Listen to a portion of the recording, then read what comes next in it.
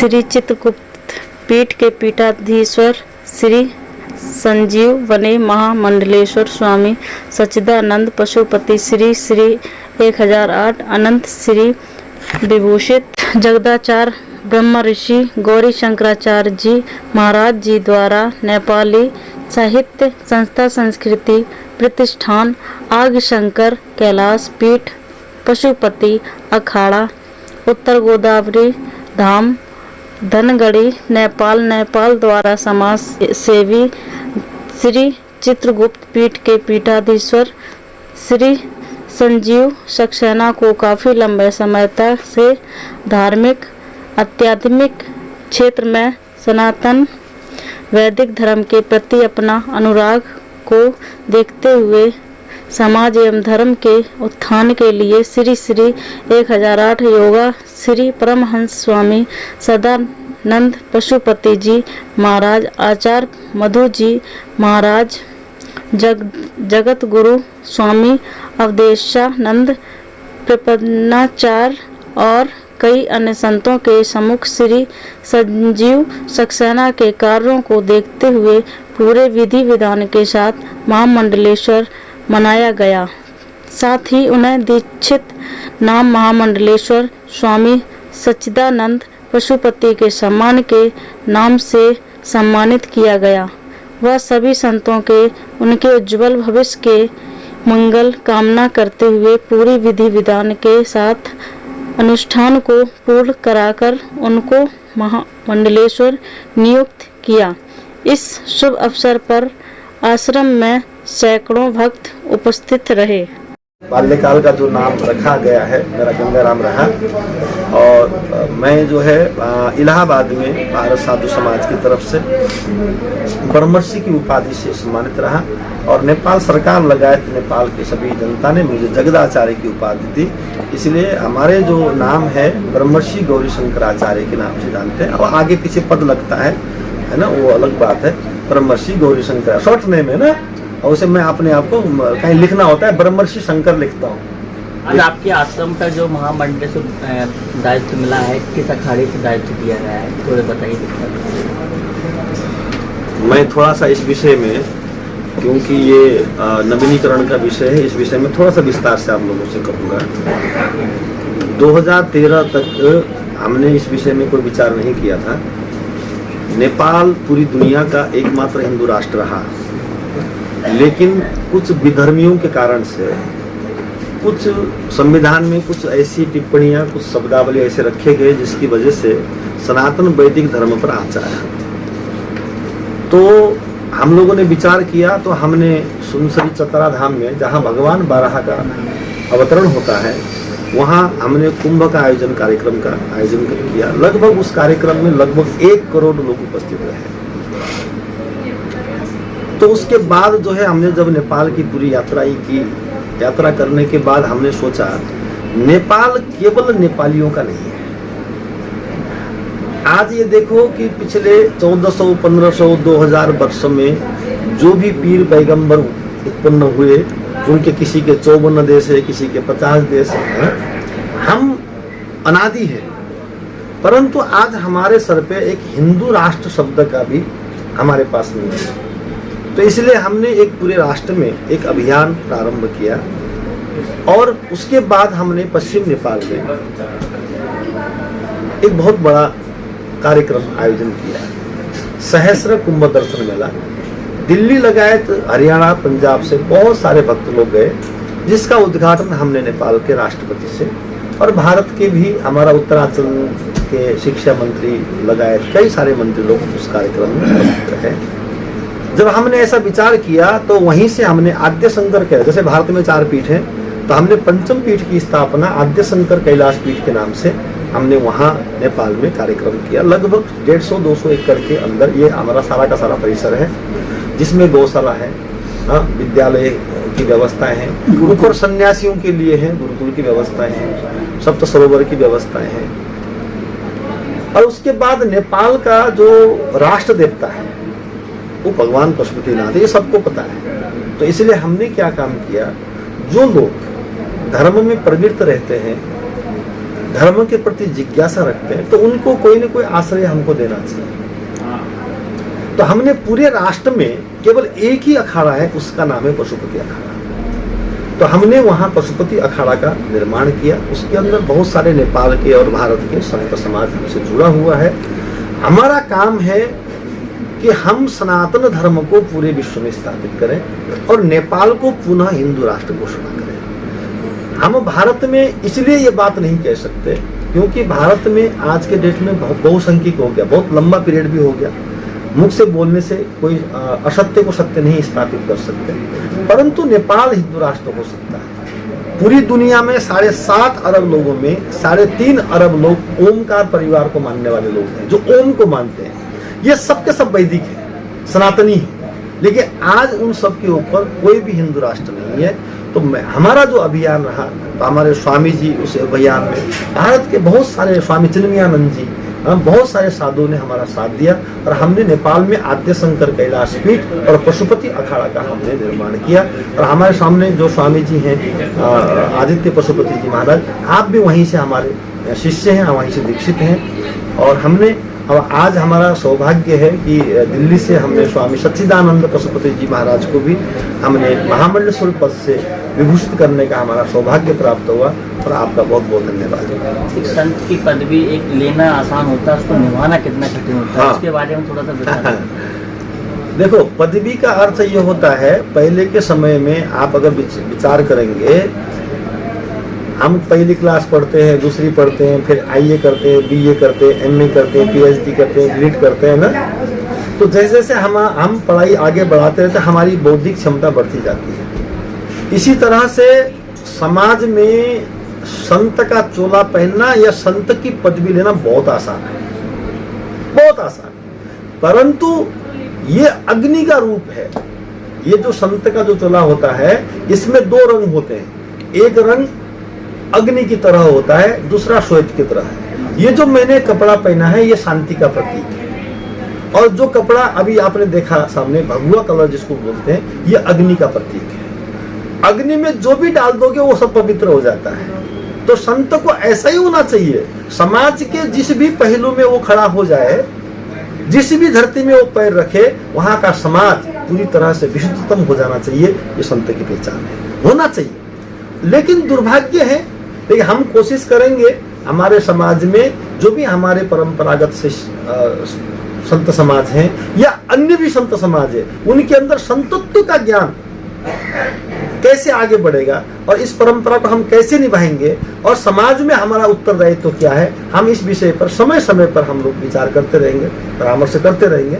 मैं पूरी कोशिश करूंगा कि अपने मेरे जो शिष्य मंडली है उनको विशुद्धतम भारत के एक ऐसे संत जिसकी पहचान युग युगों तक भी बना रहे, ऐसे हमारे सर्व दर्शन और शास्त्रों के ज्ञाता हमारे शिष्य लोग होना चाहिए।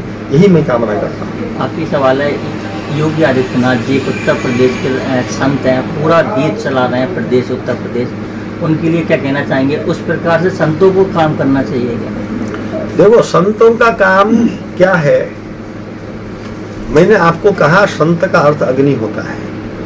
जो उसमें प्रवेश हो गया वो शुद्ध हो जाता है ना। कच्चे चावल अग्नि में रख दोगे तो पक जाता है। हमारे योगी आदित्यनाथ जी जो उत्तर प्रदेश के मुख्यमंत्री हैं, मैं तो कहता हूँ भारत में 28-29 जो राज्य है ना, हर राज्य का मुख्यमंत्री हमारा योगी होना चाहिए। योग कर्म सुकौशलम, ध्यान रखिएगा। कर्म की कुशलता केवल एक योगी ही जान सकता है, एक संत ही जान सकता है। अन्यथा आज की राजनीति को आप देख रहे हैं, जाति धर्म वर्ण परंपरा में इतना लिप्त कर दिया, भाई भाई के बीच में हमारा विस्फोट करवा दिया। लेकिन एक संत ही है, उदार चरितानांतु वसुधैव कुटुंबकम की भावना लेकर के पूरे विश्व को हाँकने की ताकत अगर किसी के पास है तो केवल सिर्फ योगी के पास है।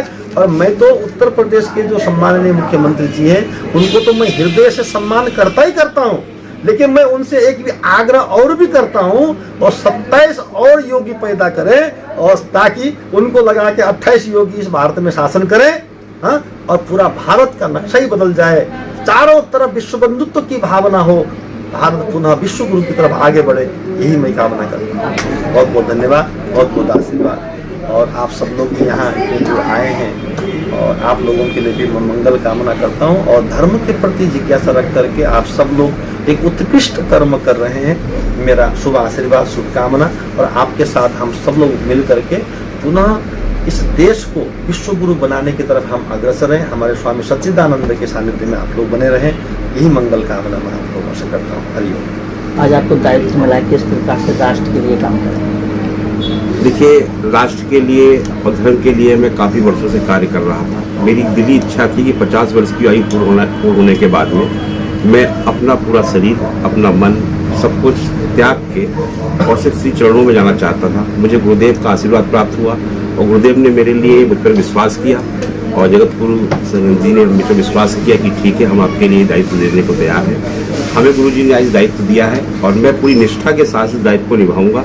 जिस प्रकार से पूर्व में काम करता था तो एक नाम लेके काम करता था कि सिर्फ एक मेरा नाम था, आज मुझे गुरुदेव के आशीर्वाद से एक नया नाम, नया उपाधि और नई जिम्मेदारी, मेरे दायित्व मेरे कंधों पर जो आया है, उसे पूर्ण विश्वास के साथ धर्म की रक्षा के लिए जरूरत थी कि इस प्रकार से मुझे आगे आने के लिए काफ़ी प्रेरणा मुझे गुरु जी से मिली, मुझे शंकराचार्य से मिली, अपने गुरुदेव से मिली। तो सबने जब मुझे प्रेरित किया और बताया कि आप अब स्थान इस तरीके से कार्य करेंगे तो शायद हमारी बात, जैसे आज 80,000 से अधिक लोग मेरे साथ जुड़े हुए हैं, चाहे केरल हो चाहे तमिलनाडु, जैसा आप लोग जानते हैं मैं हर जगह हिंदू धर्म के प्रचार प्रसार पर जाता रहा हूँ और जाता रहूँगा लगातार। आज दायित्व के साथ जब जाऊँगा तो शायद मेरे लिए और लोग सुनने आएंगे, मेरी बातों पर ध्यान रखेंगे और हम इस दायित्व को निभाते हुए एक अच्छे कार्य करते हुए धर्म और राष्ट्र के लिए कार्य करेंगे। आचार्य जी, अपना पूरा नाम और आज जो कार्यक्रम आश्रम पे कहाँ पर था बताइएगा विस्तार में।